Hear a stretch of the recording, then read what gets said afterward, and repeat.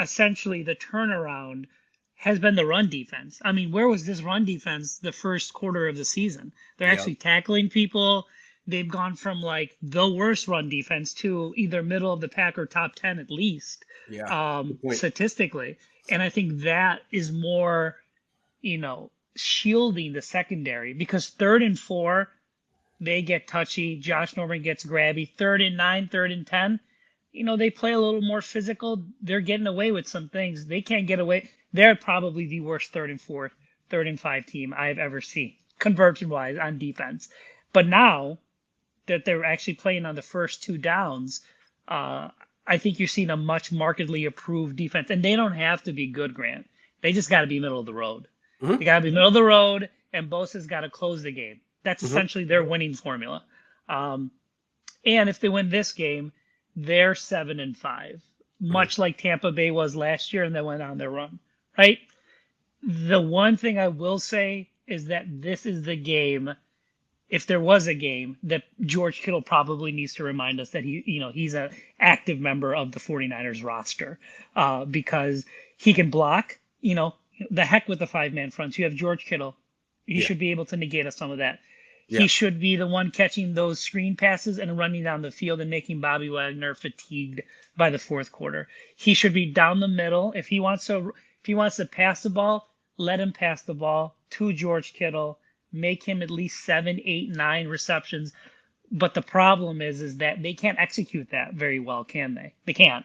When they do that, something terribly goes wrong. Either a fumble happens, a blown assignment happens, a sack happens, an interception happens, a tip ball happens. Yeah, take your pick. I think take your pick, right? And I think, this is going to be a very big series of games that are coming up. It's going to be interesting what Kyle does. Is Kyle going to revert back to what he does, which is, hey, so schematically, that doesn't make any sense? Or does he do it like winning coaches like John Harbaugh does, who says, forget about it. This is what we do well. Mm-hmm. We're going to do it until we lose, and we have no other choice. Right. You won't dictate to us what we can do and can't do. Right. I think that's going to be really the key. And, Trey. It's easy to dictate, though, when you have Deebo Samuel. I'm just saying. Easy to dictate when you got a guy averaging a first down a carry. You know what? Debo was really great, but this is where you have your other players step up. And Kittle wasn't in that last game, right? Nope. I believe he was still he was put on IR, right? He was blocking. He was blocking in that game. He was a blocking? designated blocker. Oh no! So in the last game, no, he was not in that. You're right. Okay. Well, to me, hold on. I think he did play that game. No, I think he played that game. I don't think he practiced the week before. Hold the phone. Let me make sure. Yeah, I don't remember. I remember Dwelly catching a nice touchdown pass. Yeah, you might be right.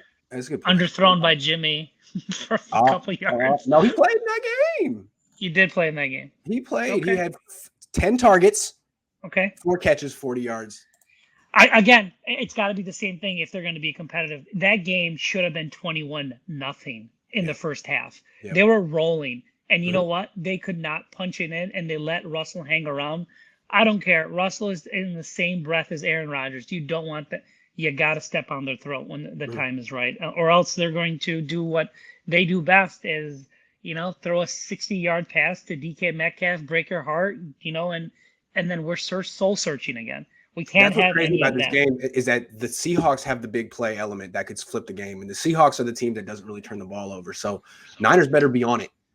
No, and you know what? If they have to dump off, because you know what? I saw Alex Smith beat Seattle just dumping the ball off to Frank Gore and, the other running backs the whole entire game. I think it was like 18 for 19, and they won. I would much rather have that than what Kyle would want to do is push the field down the field, because you know what? That is just a recipe for disaster, and that is when bad things happen, and Kyle doesn't. The most disappointing thing about this team is that the adversity that they try to adjust just isn't there anymore. They're still a front running team. They were in 2019, but I feel like it's gone to another level. They can't dig themselves out of holes like they used to. Much not like before, where even if they're down a couple of touchdowns, you're like, okay, it'll be fine. Now it's almost like things need to happen, break their way. It's because of a talent level. I get it, but that big explosive element isn't there anymore. And I think that's what's going to cause, Kyle to really soul search and be like, I have to do this, whether it's working or not. It's who we are, and they've got to execute essentially the best they can. And who knew Tom Compton was going to be the unsung hero of the season, by the way? Good run blocker. I can see why he likes him. Terrible in pass protection, though. Karan, great call. Great to All see you. right, I'll see you later.